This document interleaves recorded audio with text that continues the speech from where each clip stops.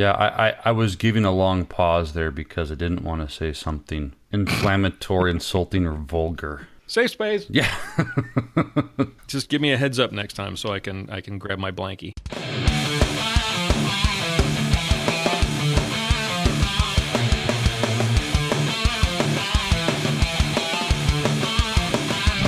Pistols, prayer, and potluck. This is Armed Lutheran Radio.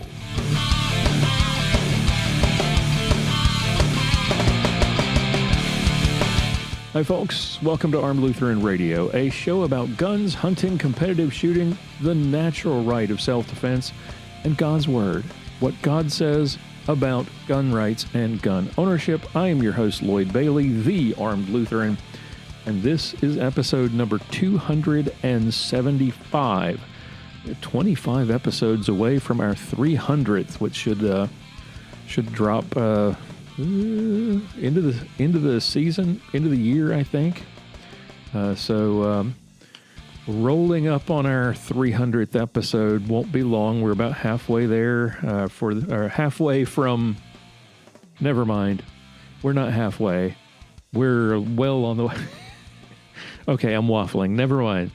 I'm bad at math today. I haven't had enough coffee. Or whiskey, one or the other. Thank you so much for listening. Thank you to all of our longtime listeners. Thank you for coming back and making Armed Lutheran Radio a part of your week again.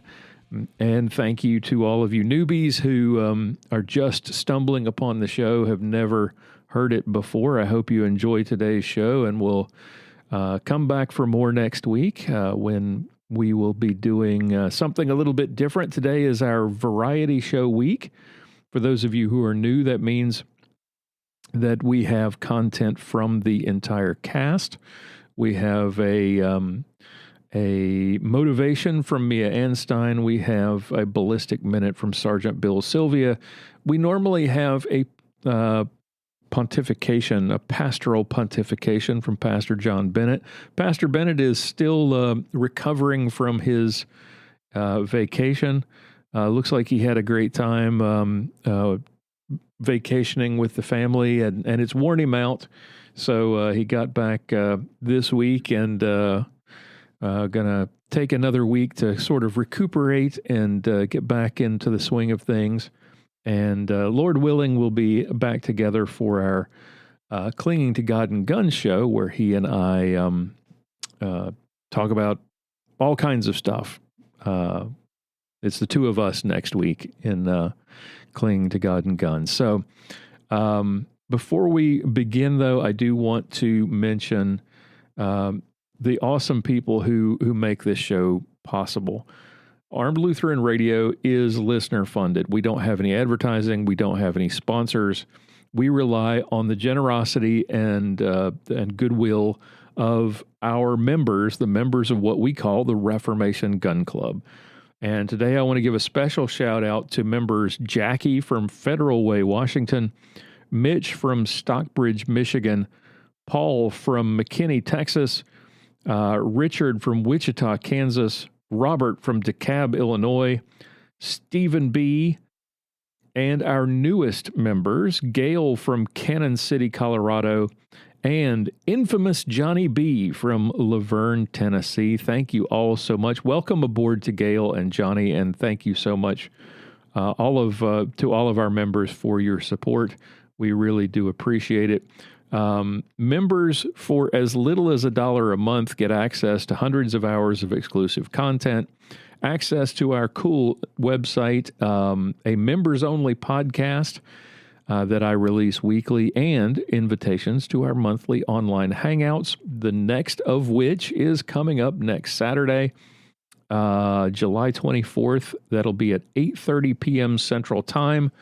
We'll just be hanging out with members and the cast, shooting the breeze, and I think we may even give out some prizes, draw for some prizes as well. So if you would like to learn more about the Reformation Gun Club, consider joining us. Check out all the benefits, all the exclusive content that is available to members by going to armedlutheran.us/gun club, or look for a link in the show notes for this or any of our previous episodes.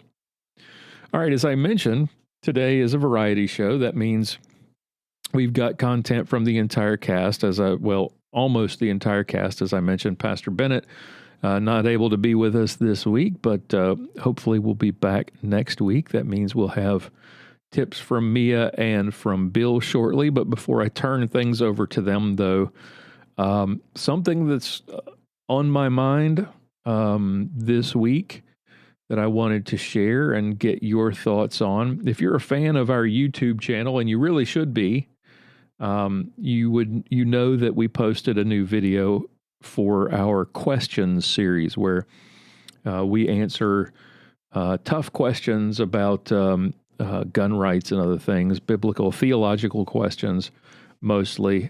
If you're not a fan, by the way, check out the YouTube channel, armedlutheran.us/YouTube. Be sure to subscribe, hit that notification bell icon so that you get notified whenever we release new content. Anyway, this past week we released a video called Jesus and the Disciples Didn't Resist, Should We?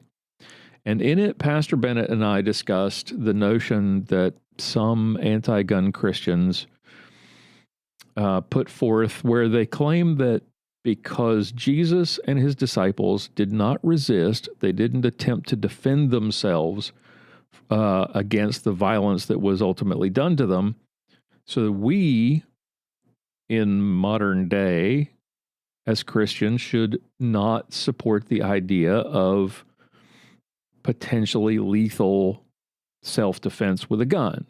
We should model the sacrifice of Jesus and his followers and just let that home invader kill us, and not consider things like taking up arms against a tyrannical government, that kind of thing. To me, it's a bizarre argument. We debunk it pretty well in that video. I hope you'll check it out and let me know what you think. But we also discuss the question of defending ourselves with force, potentially, against tyrannical government. And that's something that we've discussed on the show many times before, citing, of course, Romans 13 and St. Paul's admonition to submit to the ruling authorities. And the point that we make in the video is that we're called to submit to government because it's instituted by God for our good. But the question arises, well, what if the government is not acting for our good? What if the government passes laws or enacts policies that are not good, that actually harm our neighbors? What if the government works not for the common good, but for their own personal power and wealth? What if their policies, their laws harm our neighbor rather than working for his good? And I was thinking about this, kind of ironic that we released that video last week, given some of the things that have happened recently. Last month here in Texas, the legislature was winding down this year's session. And toward the end of the session, Texas Democrats sort of surreptitiously snuck out of the legislature. They sent out text messages to all of the members who were sitting in the chamber and said, gather your stuff and quietly leave. And they all walked out. And the reason they did this was to deny a quorum so that the legislature could not vote on any pending legislation. Quorum is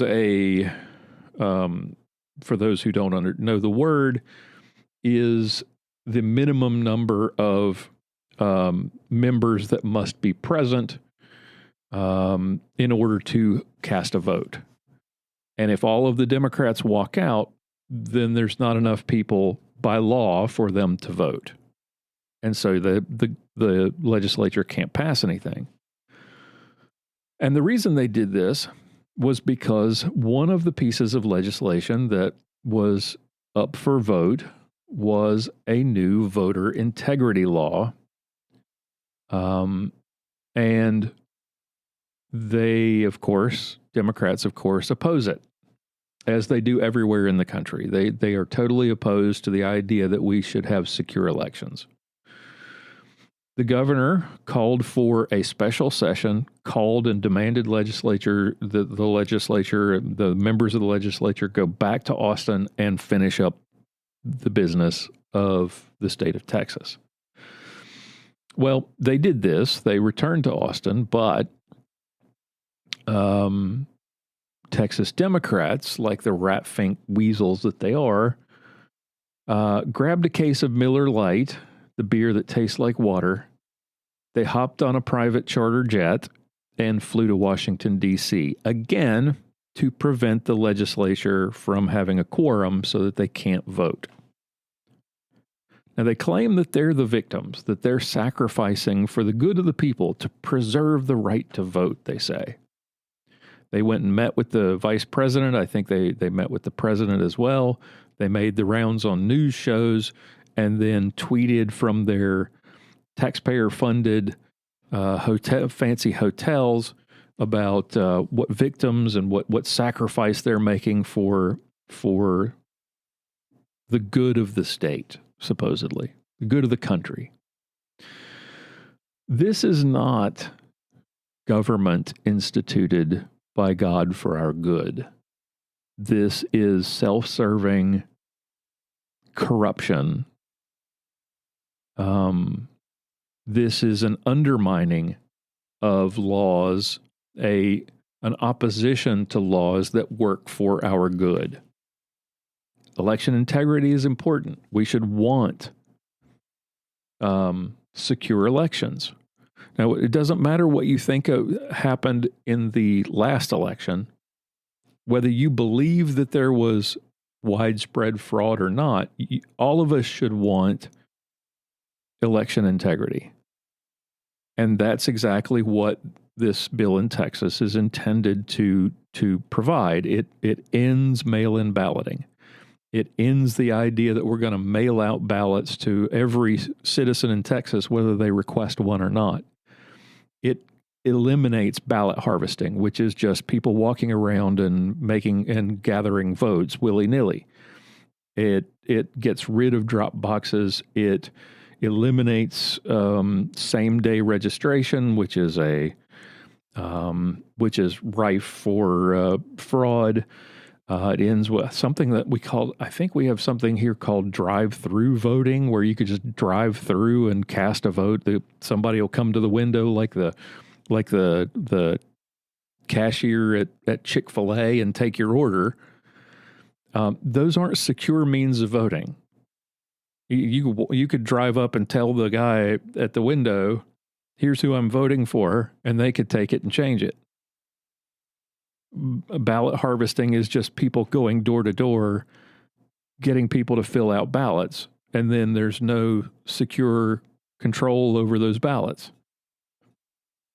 And you're supposed to, when you go to vote, there's a reason that you have that little booth that you step into normally, that you step in to vote. It's so that you can't be influenced by other people. You can't have your vote changed, or you can't have people watching how you vote. You can't have people trying to influence how you vote. It's just you and the machine. It's you and your ballot. But that goes out the window when you've got ballot harvesting. Interestingly enough, it extends the early voting period, which actually makes it easier to vote. It also mandates voter ID, the requirement that you prove who you say you are when you go to vote. Now, according to Democrats like President Doofus, this is the greatest threat to democracy in the United States since the Civil War. Because requiring you to show an ID when you vote is exactly like the Battle of Gettysburg. It's exactly like Jim Crow when Southern Democrat governors were calling out the National Guard and using police with water hoses and sicking dogs on black protesters. It's exactly like that.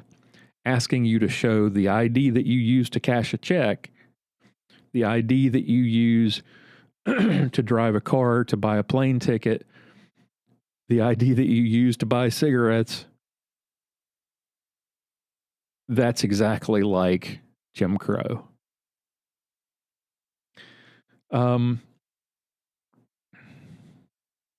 never mind the fact that this law is actually more lenient than the laws in some liberal bastions like New York or even the president's home state of Delaware.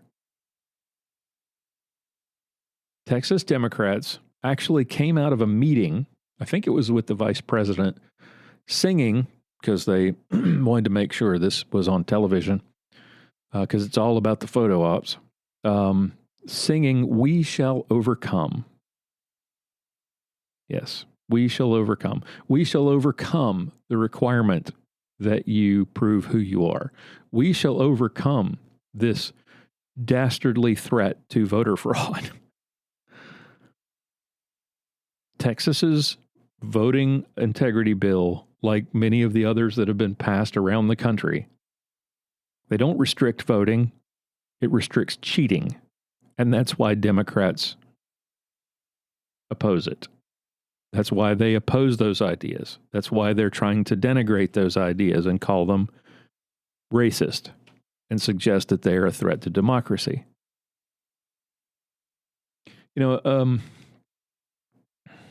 A couple of episodes back, I ranted a little bit, and I was trying to put the best construction on some of the things that have happened recently, and I just couldn't do it. And I can't find the best construction on this either. The Democrats of Texas, the National Democrat Party, the mainstream media, the vice president and the president himself and his airheaded spokesperson, Jen Psaki, are all shameless liars. There's no better construction on this because it's obvious what the truth is, and they refuse to see it, and they refuse to report on it accurately. They are liars. What's worse is that the President of the United States, in one of his maybe more despicable speeches, declared that every American who supports voter integrity, the people who supported the voter integrity laws that have been passed around the country since the last election, we're all a bunch of racists. Not like actual racists or, who discriminate against people of color or, drag black people behind trucks, but people who actually want free and fair elections, we're racists. People who expect you to go to the polls and vote without help or coaching, we're racists. People who actually want you to prove who you are when you vote, we're racists. This is not government for our good. This is government intentionally deceiving people, speaking falsehoods, slandering and besmirching our reputations, violating the 8th commandment, and sowing division among our citizens. This is government for its own good, not for yours. Meanwhile, 90 miles south of Miami across the Caribbean Ocean, in the communist hellhole of Cuba, people are protesting and demanding freedom. They're demanding liberty, waving American flags while they're doing it. Meanwhile, our government is actively working to undermine the integrity of elections while the nation of Cuba hasn't had an election in 60 some odd years. And rather than full-throatedly support the inalienable right of the Cuban people to live in peace and liberty, the Biden-Harris administration issued this tepid statement supporting their right to protest and suggesting that they're protesting because of economic mismanagement and a lack of COVID vaccines. Not because they live in an oppressive communist dictatorship. Nah, couldn't be that. And as expected, the Cuban government is violently repressing those protests. People are being arrested. The government is calling on loyal citizens to turn against their fellow Cuban citizens, their neighbors, to turn against the protesters and to help root them out and to stop them. That sounds familiar, doesn't it? Sort of what we're seeing here, where people are being encouraged to call out, to root out, to turn against their neighbors because they have different political beliefs. Now, it hasn't come to violence yet. Although we saw a fair amount of violence over the past year and a half. Here in the U.S., anyone who questions elections, who voted for Trump, anyone who calls themselves conservatives or support these voter integrity laws, they're being denounced as Nazis and racists by the government, by the politicians, the media propaganda machine, and the leaders of our military. What's the difference, though, between what we're seeing here and what we're seeing in Cuba? Well, in Cuba, the government, of course, is going to violently crack down on the protests, maybe shoot a few civilians, maybe 10, maybe 100. The leaders of the protests and their families will be disappeared, and those freedom movements will fade away. The freedom movements that we've seen around the world, Hong Kong, Iran, Venezuela, and now Cuba, that's the same sort of arc, the way it works, the same sequence of events. Protest, and then repression, and then it all goes away. Because nobody steps in to help, and because their citizens can't defend themselves. Not because the government has nukes or F-15s, but because the citizens don't have the fundamental right to bear arms. They're deprived of their God-given right to liberty and self-protection. Now, here in the U.S., we haven't come to that point quite yet. And the reason we have not is because of the Second Amendment. That's why I believe, just my opinion, that is why Democrats want so desperately to ban things like the AR-15 and high-capacity magazines, because they know they can only push their agenda so far before the American people push back. And they know that the founders enshrined the right to bear arms, despite what you hear from idiots like the president and Eric Swalwell, who talk about nuking dropping nukes on American citizens. They know full well that the founders enshrined the right to bear arms in the Constitution because the founders knew that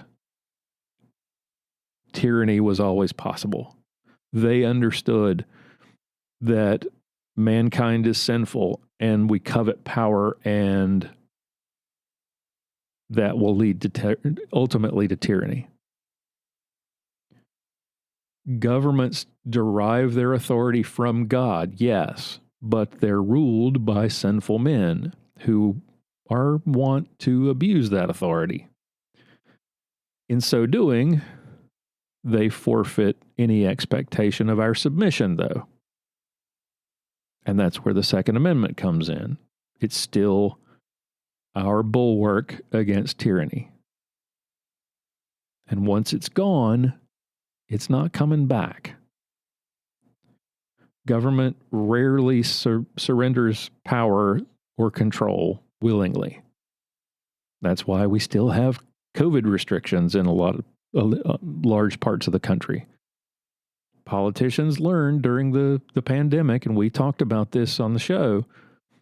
They learned what they could do with emergency powers, and if you declare an emergency, you can do pretty much anything. And those rules and restrictions that you do put in place, they don't have to apply to you. You can still go and do all the things that you won't let the little people do. Anyway, I'm waffling a bit, so let me try to sum this up and bring this thing back together, bring the ship back to port. For all the whining and complaining about how Trump was a fascist and Trump was Hitler and Trump's a dictator, his 4 years in office are nothing compared to what we're seeing in the first 6 months of Biden-Harris. We're living in very dangerous times. Government colluding with big tech and the media to censor speech, alienating our allies, appeasing our enemies, weakening our military, undermining our institutions, fighting to restrict our rights, working to divide the nation, us against them, and centralizing more and more power in Washington, D.C. Don't sit back and assume this is just going to work itself out, because that this is just a cycle. I don't know I don't think that's a guarantee, especially if some of the things that the administration is trying to accomplish come to pass or actually become law. We're facing the possibility of handing future generations a nation that's a lot less tolerant and a lot less free, and teetering on the brink of violence, either violent repression by the government or violent dissolution as we tear ourselves apart. And I don't want my children and my grandchildren to live through that, and neither do you. So get involved. Pay attention to what's going on in the news. It's easy your life is easier if you turn the news off. But you can't turn it off completely. You still have to pay attention. Get involved, write letters, send emails, call your local, state, and federal representatives, run for office. Teach your children so they don't become mind-numbed liberals. Protect them from the cultural rot that is seeking to destroy their souls. Most importantly, pray. Pray for our leaders, for our country, our military, our first responders. Pray for the activists who get out and tirelessly work to protect our rights. Pray for our enemies, that they may come to repentance, or at the very least, that they'll leave us alone. Pray for our future. Okay. That's another rant. That's 2 rants in 3 weeks. That's enough for a while, I think. Let me know what you think about this. If you have comments or questions, I'd love to hear it. I'd love to hear your thoughts about where you see this nation heading. I tend to be a little pessimistic, I know. But if you see things differently, I'd love to hear it. So visit the feedback page, armedlutheran.us/feedback, and leave us a message. I'd love to hear from you. All right, it is time to turn things over to Mia and Bill. So I'm going to step out of the way and let them do their thing. Sit back and relax, enjoy the show, and I will talk to you next week in episode 276.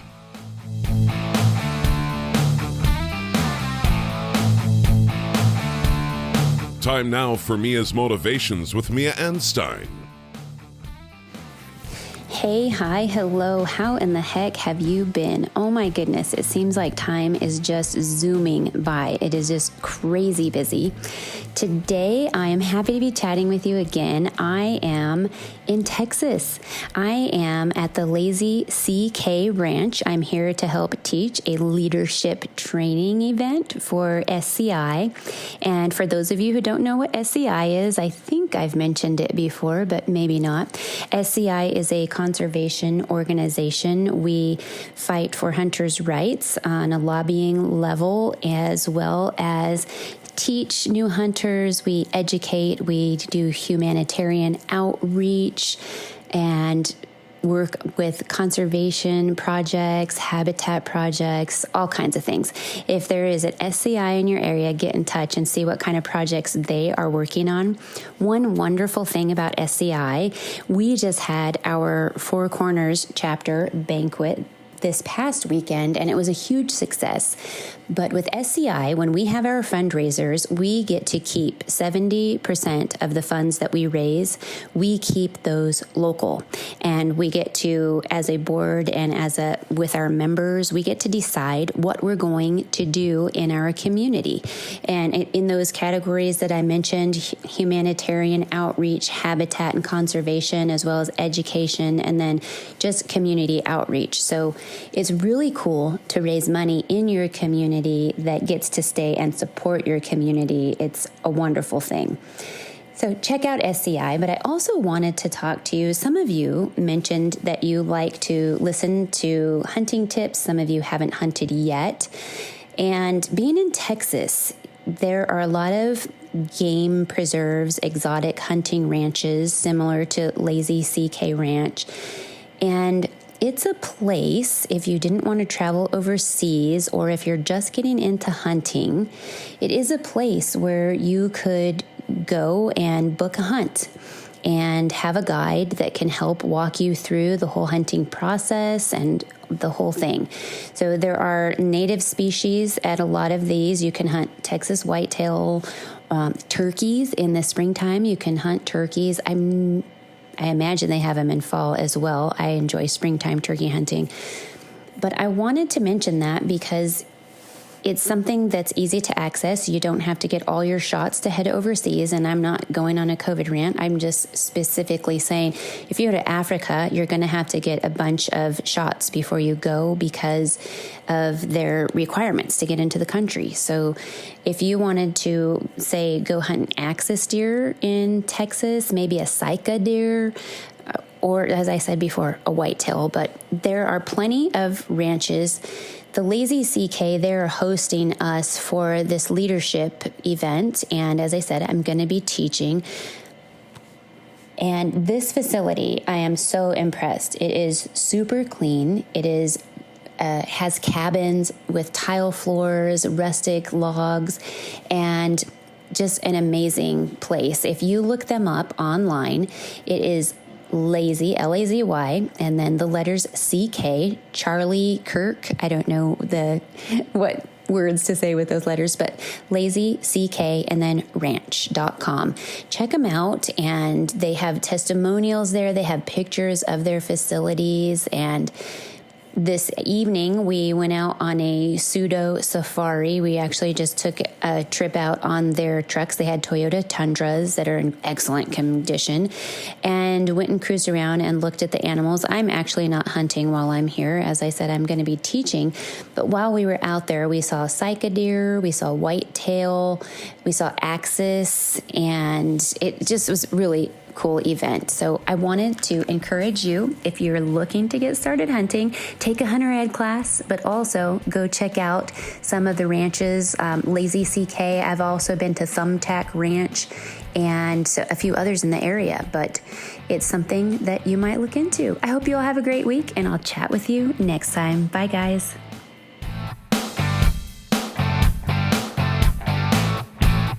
You can read more from Mia, watch her YouTube videos, or check out her podcast, Mac Outdoors with Mia and Leah, at miaanstein.com.